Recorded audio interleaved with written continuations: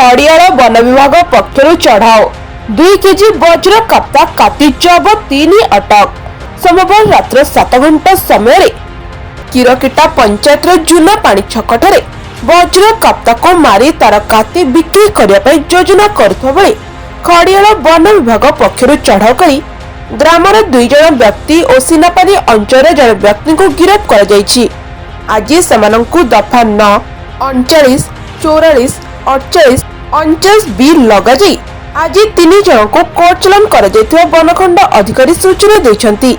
Afternoon रे हमें खबर पाइलु कि गोटे पैंगोलिन स्केल रो ट्रांजैक्शन हेबा को जाउछि आउ से खबर पाई कि हमें गोटे टीम गठन करिथिलु आउ से टीम संध्या 8टा पाखापाखी जूनापानी एरिया रे जितेबले से ट्रांजैक्शन होउथला लेन देन होउथला पैंगोलिन वज्र कप्तार तार सरकातीर से 3 जन को सेठी धरिथिले आ ता सहित 1.8 केजी रो पैंगोलिन स्केल मध्य रिकवर करिथिले।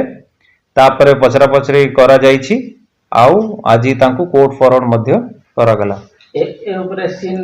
हाँ आज अराउंड 9टा-10टा बेले क्राइम सीन रिक्रिएशन मध्य करा जाईछि। 3 जन एबे धरा पड़िछंती एबे भी इन्वेस्टिगेशन चलीछि आउ जदि किछि नुआ तथ्य हम सामना को आसुछि आमे आपनक सहित निश्चय शेयर करिवु।